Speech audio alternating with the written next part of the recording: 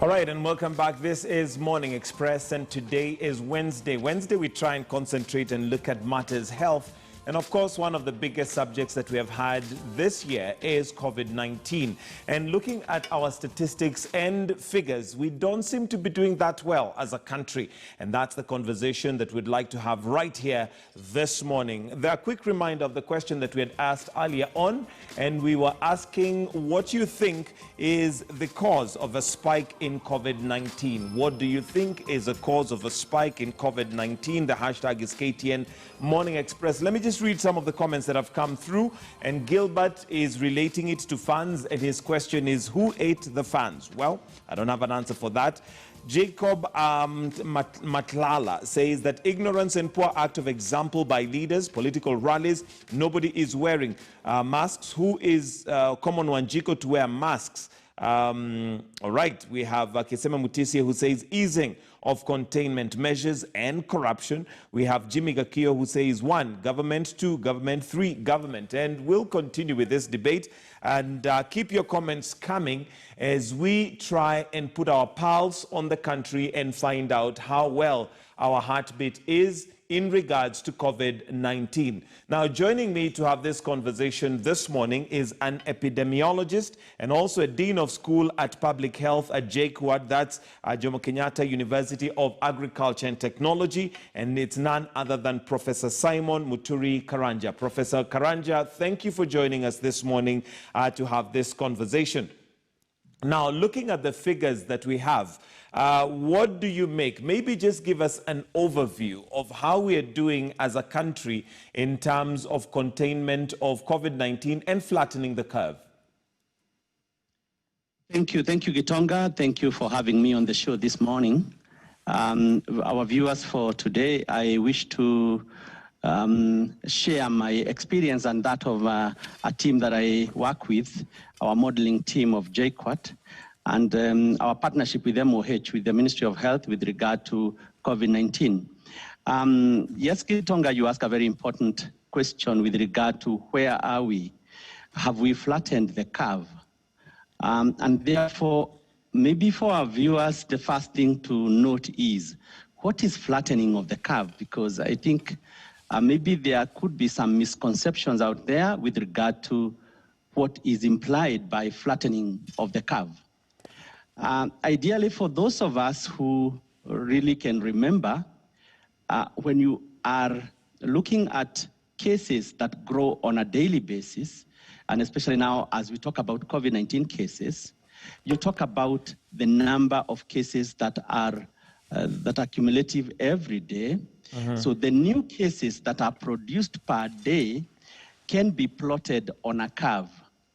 And that curve actually almost always will tend to end up being a normal curve, meaning that you will have a rise in the curve, and then you will have the numbers going down. Naturally, for all epidemics, you will have a rise in numbers, and eventually you will have a fall in numbers. So, and they imitate a normal curve. Now, a normal curve usually has an area under the curve, and the area under the curve is usually considered to be 1, meaning that the entire population is encompassed in that area under the curve.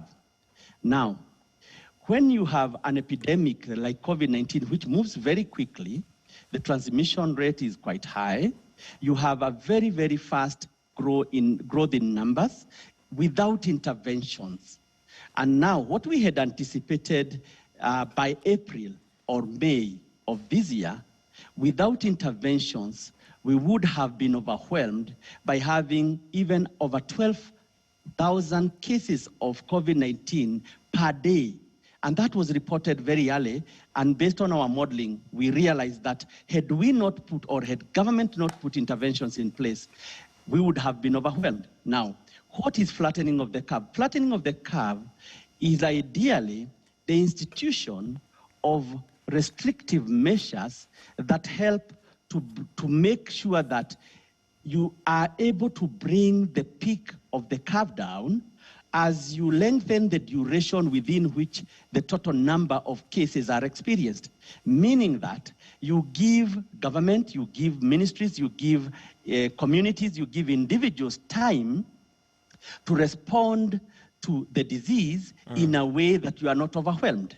Okay. And that, for example, the most important thing is that you do not get overwhelmed with regard to health systems and health facilities. So, and that we were able to do. All right. We have been able to push down the numbers, and we receive a maximum maybe of, we have received a maximum of maybe 800 cases in one day around August or thereabout July. Right. Now, so Professor, maybe just in the interest of time so that we may understand, help us understand the rationale behind, for instance, we closed, well, we didn't really lock down the country, but we put in the containment measures, or government put in containment measures when we only had one case. We now, as per yesterday, have 45,600 going to 46,000, yet we still have the containment measures relaxed. What rationale or what thinking goes behind that so that we may understand? Because we are staring at an increase in number, and there is fear that we may go back to those containment measures and maybe face a lockdown. What rationale or what thinking goes behind the locking down of the country and the opening up of the country when we still have an increase in numbers? Thank you, Gitonga. What the rationale is this, that when you have epicenters like in the beginning of this epidemic, Nairobi and Mombasa established themselves as the epicenter for transmission. These were areas where the disease was spreading very quickly. Now, it was important to contain the disease within Nairobi and Mombasa to avoid opening up the entire country at once so that you are not overwhelmed, your health systems are not overwhelmed. And that was critical. However, as you may realize, we need restrictions to control COVID-19 transmissions, but restrictions are also detrimental. And they are detrimental at mainly three levels. They are detrimental with regard to the economy. They are detrimental with regard to access to health services for other diseases, for example, for malaria, for HIV, for cancer, and so on. It is also detrimental in containing people with regard to mental health. If you confine families within small houses and within small enclosures, then you start to get mental health issues. And we have realized that you saw gender-based violence going up because, of course, mental health issues are very, very important. And these are things that we are able to, at times we sweep under the carpet. So restrictions are so important to contain the disease so that you do not have spread within a very short time. But in reality, they themselves can also be detrimental. So opening up of the economy is something that was anticipated. Now, what should indicate to you when you should open? Now, when we followed the disease, we realized that somewhere around August, our rate of positivity went below the mark of 5%. Now, going below the mark of 5%, and WHO has also communicated this, indicated that we were on a downward trend with regard to the curve, which means then if you sustain a positivity rate of below 5% for a period not less than 2 weeks, then you can start to ease gradually and in a stepwise manner some of the restrictions so that the economy can start to bounce back, so that you do not lose all the gains that you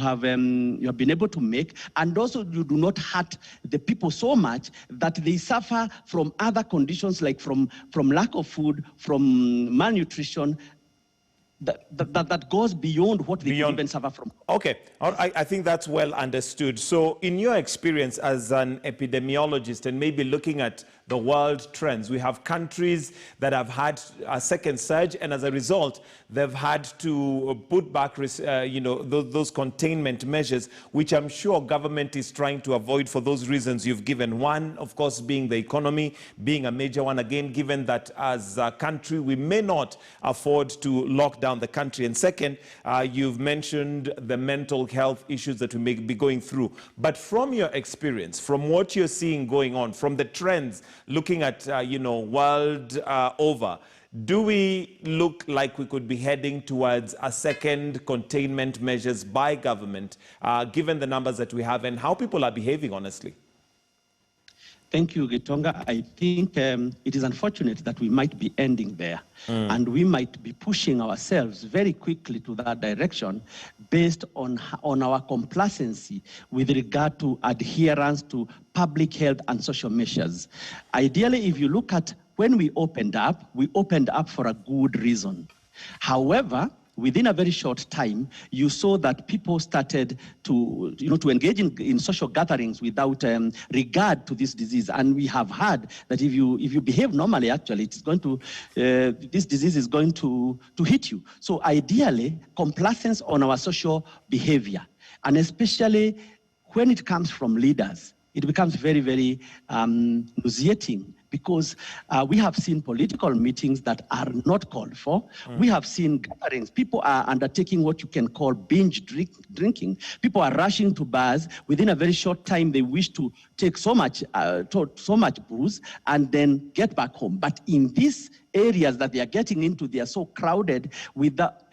If you have walked around and you have seen people are not using face masks, the face masks are very, very important with regard to protection from transmission. So our social behavior, the way our leaders have behaved, looking at maybe fatigue within the population, and fatigue is a function of people not having re-energized communication. We need to have good health communication and risk communication that is focused. So all these things are making us, are driving us back to where we have come from. And it might end up, leading to restrictions being implemented again, and it will hurt us. So going forward, if we do not change, and especially our politicians and we ourselves being responsible at the individual level, remember, this disease is your responsibility. When we talk about, if you walk to a supermarket, Gitonga, today, how come that you can't get to a supermarket without a face mask?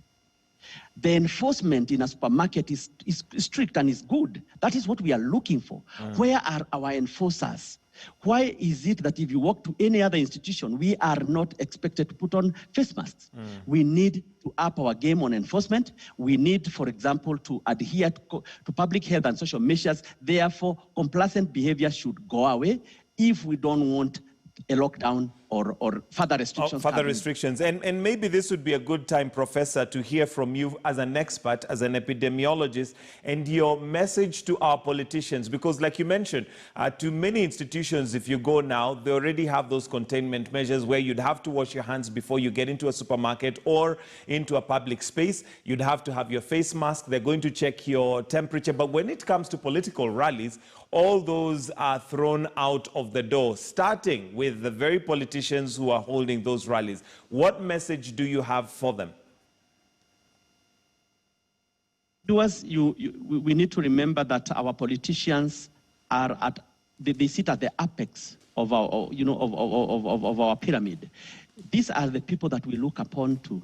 And when we see our politicians, left, right, and center, moving from the coast to Busia in meetings, and in these meetings, there are no opportunities for social distancing, for hand washing, for sanitizing, for putting on masks.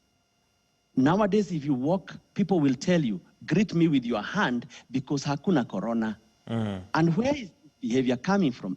People are seeing what our politicians are doing, and it is regrettable, it is unforgivable, because if we have to drift back to restrictions and hurt Kenyans, and the economy is hurt because of just greed among our people, it is going to be unfortunate, Gitonga. And I think it is time that for people who are looking for whatever positions, kindly let us respect this disease. Let us respect the restrictions that have been put in place by the Ministry of Health and the advisors to the Ministry of Health, because with time, this disease is going to calm down.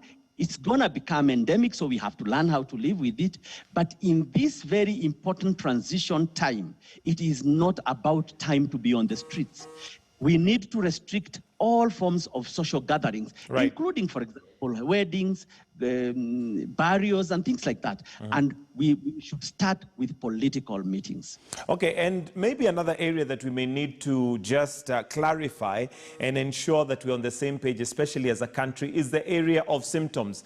When the disease started, some of the symptoms we knew was difficulty in breathing, temperatures or fevers that were, beyond a certain degrees, and that seems to be changing over time. What are the current symptoms? And maybe you need to give us a general overview in case they have changed. And somebody maybe, for instance, feels lethargic but does not have a fever and is at home saying, well, for me, this doesn't appear to me as corona. Thank you, Gitonga. I think signs may not have changed as it were. Maybe what has happened is that there is better realization, there's better understanding of the disease and of the disease process, something that was not there at the beginning of this pandemic. Initially, we concentrated on maybe 3 or 4 signs. We talked about fever, we talked about the chest pains, we talked about a dry cough, we talked about a sore throat and malaise or lethargy. In recent times, people have reported signs ranging from diarrhea, loss of smell or even taste. People have talked about skin discoloration. But Gitonga, with time, the understanding of the disease process for COVID-19 has revealed that this disease is not just a respiratory disease as people initially anticipated. That once people get infected, depending on who is infected, the virus multiplies within the body, creating a very high levels of viral particles, that is viremia, a very high viremia. And the reaction, the immune reaction by the body, by the individual's body, at times leads to multiple system involvement. And therefore, we get the involvement of the respiratory system, we get the involvement of the circulatory system, we get the involvement of the immune system, and damage to multiple organs, body organs. And especially the lungs are very, very seriously hit. If you discuss with some people who have seen patients from this disease, they will tell you that people who have even recovered from this disease, some of them, over 50% of their lung capacity is fibrosed, meaning that it is changed into fibrous tissue, which means it is not effective for gaseous exchange. We have seen cardiovascular involvement in which people just drop dead because maybe there is a heart involvement. So it is not, it's not very good to just take this as a common cold, and this is the mistake that we might be making.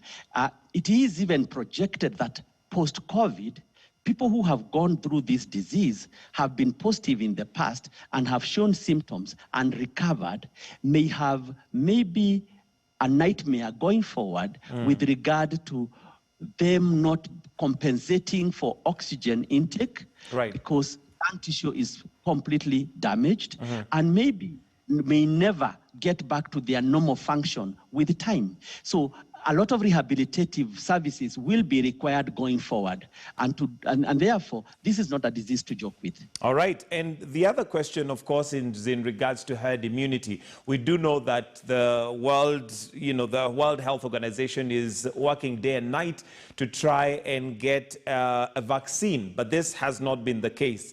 Given the numbers that we have and how the figures have gone world over, are we getting closer to herd immunity, or are we still fighting this on our own? And what does that mean? Where does that leave us? Yes, Gitonga, the concept of herd immunity is one that states that if a large proportion of the population experiences an infection or is vaccinated and therefore becomes protected from a disease, the proportion that is not vaccinated or infected is protected by those that were initially infected, which means that for this disease, the fact that the disease spreads within a population, a lot of people get infected, and may get immune, those that are immune can protect the others. That is herd immunity. Now, that concept seems to be evasive for this disease at the moment. People have different views and opinions with regard to whether in COVID-19 there is establishment of herd immunity. In countries where this disease has ravaged the entire country and spread almost through the entire population, that like within the US, for example, and within Italy, Spain, and some of the European countries, had herd immunity been very important, we would not see a resurgence. Right. We would not see a second wave. So it is important first to assume that we are not gonna experience herd immunity. Because if we dream for herd immunity, and yet we have seen through experience from other countries that that might not be the case, we may blunder with the way we engage with this disease, and therefore eventually suffer. So it would be safe to assume at the moment that herd immunity is not a very well established concept for COVID-19 as we speak. As we speak. All right, there's also clarity needed, particularly on those who are at risk of COVID-19, particularly developing to where it would be life-threatening.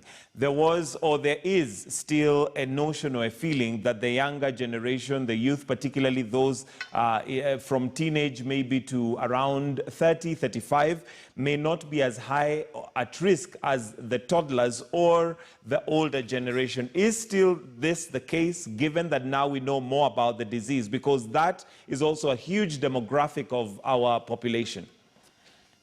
Thank you once again. And thank you for this question, because it's very important, and our youth need to listen to this. Our people need to, and our viewers need to take heed to this. We have analyzed, out of the 45 or so positive cases in Kenya, we have analyzed data for 44,000. We have looked at the age distribution with regard to this infection, and also looked at the age distribution with regard to the deaths that result from this infection.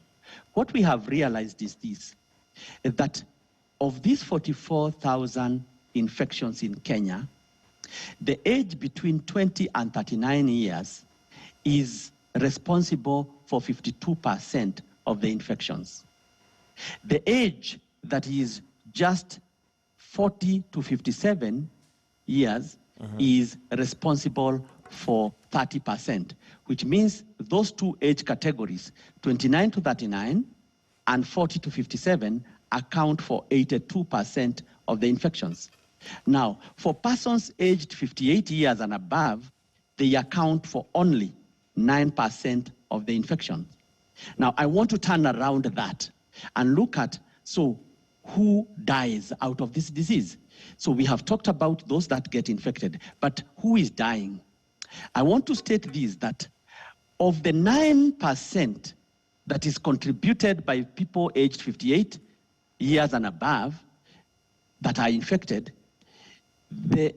out of 100% of those that die, 50% and above of those that die are in the age category of 58 years and above, which means 50% of deaths are attributable to only 9% of the infections, which means that the younger people are not mainly getting as much affected by the disease as the elderly and the young, but yet they are the ones who are mainly infected. Right. So what is happening is that they are the ones that are driving the disease, and yet eventually the people who die are the elderly and those that with, for example, comorbidities.